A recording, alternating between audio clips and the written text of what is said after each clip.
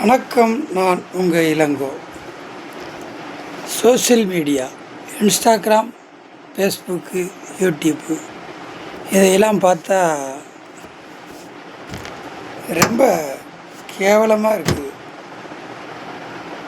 எப்பேற்பட்ட தியாகிகள், எப்பேற்பட்ட பொதுநலவாதி, எப்பேற்பட்ட சமூக நலவாதி, தன்னை இழந்தவன், செக்கிழுத்தவன், சுதந்திரத்துக்காக பாடுபட்டவன், நெருப்பில் இறங்கினவன், பாதாளத்தில் இறங்கினவன், தன்னைத்தானே அழித்து இந்த நாட்டை விடுதலைக்காக போராட்டினவன செத்து மடிஞ்சு போயிட்டான். அவனையெல்லாம் இந்த வருங்கால சந்ததி மறந்துருச்சு. ஆம் நண்பர்களே, ரொம்ப வெக்கமாக இருக்குது இந்த நாட்டை பற்றி கேட்கும் பொழுது. இந்த சோசியல் மீடியா, இந்த சினிமா, இது மாத்திரம் உலகமா? எனக்கு ஒன்றுமே புரிய மாட்டேங்குது. இதான் வருங்கால தலைமுறைகள் பண்ணக்கூடிய விஷயங்களா? நீங்கள் தான் இந்த சமுதாயத்தை திருத்த போறீங்களா? நீங்கள் தான் இந்த சமுதாயத்தை வளர்த்தெடுக்க போறீங்களா? ஒன்லி இன்ஸ்டாகிராமை பார்த்தாலே தான் இருக்குது, யூடியூப்பை பார்த்தாலே தான் இருக்குது, ஃபேஸ்புக்கை பார்த்தாலே தான் இருக்குது. ஒன்று டிவிக்கு, இல்லைன்னா சினிமா, இல்லை திரிசா, நயன்தாரா, இதான் இருக்குது. ஆனால் என்னப்பா இது இப்படி போயிட்டு மக்கள்லாம் அறிவு கொண்டுட்டு போச்சா இல்லை அறிவே இல்லையா? எனக்கு ஒன்றுமே புரியலை. தாய் இருக்காங்க, தாப்பை இருக்காங்க, சொந்தம் இருக்கான், பந்தம் இருக்கான், தன்னை வளர்த்தவன் இருக்கான், படிக்க வச்சு இருக்கான், சாப்பாடு கொடுத்தவன் இருக்கான், பொருளாதாரம் இவெல்லாம் ஒரு குரூப்பு தனியாக இருக்கான் குடும்பங்களில்.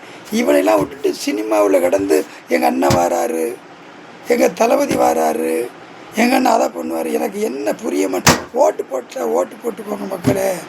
இதுக்காக உங்களை இழந்து உங்களுடைய தன் கருவத்தையும் தன் மதிப்பையும் மாண்பையும் கெடுத்து ஏன் சொல்கிறிய? எனக்கு வேற பிடிச்சா மனத்தில் வச்சுட்டு போ, அவருக்கு ஓட்டு போட்டுட்டு போ. அநாகரியமாக இருக்கப்பா. இது என்ன அம்பேத்கர் அவர் அல்லது மகாத்மா காந்தியா? செக்கெழுத்த செம்மல் வாவு சிதம்பரனாரா? எனக்கு ஒன்றுமே புரிய மாட்டேங்குது. இப்படித்தான் மனித வாழ்க்கை போய்கிட்டு இருக்குதா? இப்படித்தான் மக்கள் பண்ணிக்கிட்டு இருந்தாங்களா? முன்ன உள்ள மக்கள்லாம் இப்படி தான் இருந்தாங்களா? பெரிய அழிவை நோக்கி போய்கிட்டு இருக்கோம். வரக்கூடிய சமுதாயம் ரொம்ப அழிவை நோக்கி போய்கிட்டு இருக்குது. ஆமாம், இது எங்களுக்கு புரிய மாட்டேங்குது. சிந்திக்கிற தன்மை இல்லை. எங்கன பார்த்தாலும் கணேசு, எங்கன பார்த்தாலும் மதுபானம், எங்கன பார்த்தாலும் ஆடல் பாடல், எங்கன பார்த்தாலும் அதாவது என்ன சொல்கிறது, எங்கன பார்த்தாலும் கரகாட்டம். இதுகளை பார்த்து மக்கள் நாகரிகம், நல்லொழுக்கம், பண்பு, பகுத்தறிவு, பாசம் இதெல்லாம் தெரியாமல் போயிட்டு. பாசம்னா என்னன்னு தெரியுமா? நான் கேட்குறேன். பாசம்னா என்ன தெரியும்? பாசம்னா என்ன? தாய் தகப்பு மேலே, அண்ணன் தம்பி மேலே, மச்சாமா மேலே ஏன் பாசம்? யாருமே பார்க்கல இது வரைக்கும். படத்தில் தான் பார்த்துக்கிட்டு இருக்கோம். அவர் மேலே நீங்கள் ஒரு அன்பை கொட்டுறீங்களே, அதில் என்ன விஷயம் சொல்லுங்கள். அப்போ அதனுடைய நோக்கம் என்ன? இது வந்துக்கிட்டு என்னை பொறுத்தளவுக்கு இது புரியலை. இது பாசமா அல்லது வேஷமா அல்லது மோகமா? எனக்கு ஒன்றும் புரியலை. நண்பர்களே, வருங்கால சந்ததியை நீங்கள் ரொம்ப அறிவாக யோசிங்க, ரொம்ப புத்தி கூர்வமாக சிந்திங்க. எது செய்யணும் எது செய்யக்கூடாதுன்னு நல்லா யோசிச்சு பாருங்கள். அரசியல் தலைவர்களோ அரசியல்வாதிகளோ யாரும் நல்லவங்க இல்லை. அவங்கவுங்க வேலையை தான் பார்க்குறாங்க, அவங்களுக்கு தான் செய்கிறாங்க. எல்லாமே எல்லாமே பிம்பம். யார் வந்தாலும் உங்களுக்கு டைரெக்டாக நல்ல செய்ய போகிறது இல்லை. உங்கள் தகுதி எம்எல்ஏவை போய் பார்க்கணும், போகலையா அதுவும் கிடையாது. உங்கள் தொகுதியுடைய செயலாளரை பார்க்கணும், போகலையா அதுவும் கிடையாது. எவன் வந்தாலும் அவனை தான் பார்த்துக்கிட்டு இருப்பான்.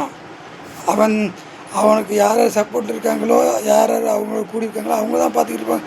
உங்களை பார்க்க போகிறதில்ல மக்களே. வருங்கால சந்ததிகளே, நான் வேண்டி கேட்டுக்கிறேன்.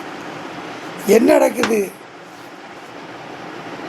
விஜய் சாரோ யாரோ இப்போ உள்ளவங்க செக்கெழுத்த செம்மல் கிடையாது, வாவு சிதம்பரம் கிடையாது, மகாகவி சுப்பிரமணிய பாரதி கிடையாது, மகாத்மா காந்தி கிடையாது, அம்பேத்கர் கிடையாது. இப்படி எத்தனையோ, அதாவது சின்ன மருது, பெரிய மருது, வீரவாண்டிய கட்டபொம்மை, இப்படி வேலுநாச்சியார், இப்படி எத்தனையோ பேர் நம்ம நாட்டுக்காக தன் உயிர் நீர்த்து அவங்க வரலாறு இடம்பெற்றுக்கிட்டு இருக்காங்க. இப்போ வரக்கூடிய வரலாறு ஒரு சினிமா. ஆம் நண்பர்களே, இப்போ வரக்கூடிய வரலாறு சினிமா தான். வேறு உழைப்புக்கு ஒரு பிரயோஜனம் இல்லை. சினிமா மட்டும் இருந்தால் போதும். அதுக்கு உதாரணம் விஜய் சார், இன்னொரு உதாரணம் திரிசா. விஜய் திரிசா ஆள்களை பார்த்துக்கிறங்க, அவங்களுடைய தொழிலை பார்த்துக்கிறங்க, அப்படி நடிப்பை பார்த்துக்கிறங்க. அவங்க தான் இந்த நாட்டு ஆளுறதுக்கு தகுதியான ஆட்கள் அப்படின்னு சொல்லி ஒரு சில மக்கள் சொல்கிறாங்க. அது காலம் பதில் சொல்லட்டும். என்ன நடக்குதுன்னு பார்ப்போம். வருங்கால சந்ததியிலே நீங்கள் என்னத்தை உருவாக்குறீங்களோ அதான் நடக்க போகுது. நீங்கள் என்ன விதை போட போகிறீங்களோ அதான் முளைக்க போகுது. நீங்களே எதையாவது செஞ்சீங்கன்னா அதே உங்களுக்கு அழிவை நோக்கி செல்லும், உங்களுக்கு அழிவை தரும். குண்டு தான் சொல்லி தெரியாமல் போய் 10 வருஷம் குண்டு அடிச்சிடும். நன்றி. நான் உங்கள் இளங்கோ.